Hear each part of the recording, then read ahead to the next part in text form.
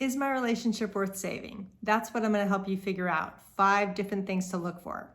But first, my name's Michelle Ferris. I'm a licensed marriage and family therapist, and I love helping people create relationships that work. So the first question I have for you is, do you have unrealistic expectations of the other person? Because this is a fundamental core issue I see a lot. And what I mean by that is, are you expecting that other person, whether it's your partner, your friend, your family member, your child, to be fundamentally different than who they are? Because that is not going to bode well for you in relationship. Because healthy relationships are based on acceptance. So if you're expecting, for instance, your partner to be kind and considerate when they've never been that way with you, that's going to be frustrating. Or you want your partner to be sober, but they have no desire to be sober, and there's never been any evidence otherwise. Those are some examples of people who don't necessarily have the expectations of themselves that you have. So part of healthy relationships, again, is you being able to accept that other person for who they are, not spend most of your time trying to change who they are. Number 2, is the other person willing to do the work? And what I mean by that is when you're in a really close friendship or romantic relationship or even family member that you're really close to, sometimes stuff comes up. There's going to be conflict. There's going to be hurt feelings at times. And that's where the rubber meets the road. So when you're looking at whether or not a relationship is worth saving, ask yourself, are you and the other person willing to do the work? Now, some of that might be work together, where you might have some things you need to work out together. And there might be things individually that you need to work on, like your own relationship history, your own relationship behavior, because those are what predict healthy behavior.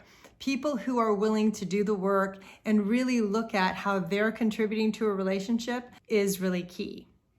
Number 3, is your relationship mostly painful or enjoyable?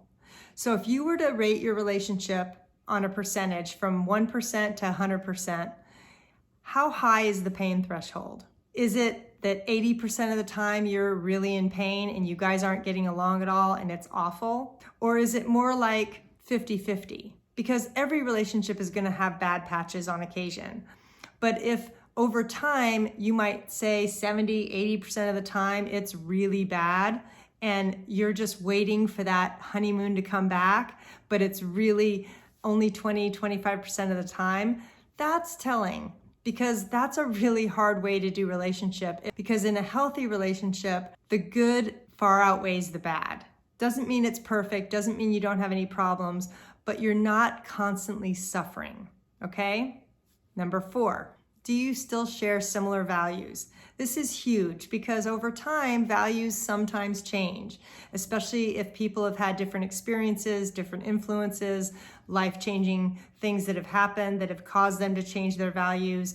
Those are all really important because if you're looking at a loving long-term relationship, values play a huge part. So if your values are around being honest, being faithful, having integrity, and the other person's isn't, that's going to be tough because those values are going to get in the way of you becoming close, of you having a lasting relationship. So looking at whether or not your values are similar is really, really an important indication of whether or not that relationship is worth saving. So number 5 is, are they accountable? Are you accountable? Because in any relationship when there's problems, the biggest thing I see is people blaming each other and they can't look at their own behavior and how they're contributing to the problem. So if you're assessing a relationship, accountability is big. Because if you can see that, no, the other person is willing to look at themselves, I'm willing to look at myself, that makes all the difference. So being accountable doesn't necessarily just mean saying I'm sorry. It means owning it, saying, yeah, you know what, maybe I do have an anger problem and maybe I need some help. Or my drinking is getting in the way of us being close and I need to look at that. Versus, nope, it's not my problem, it's your problem.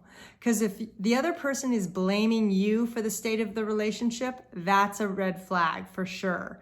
So accountability is the last sign I would absolutely have you look for. So the 5 signs are, do you have unrealistic expectations? Is the other person willing to do the work? Is the relationship more enjoyable than painful? Do you still share similar values? And is there accountability? Those are the 5 things I want you to look for. So the next step for you is to sign up for my relationship checklist, because that's going to help you dive even deeper into whether or not this relationship is worth saving. Thanks so much.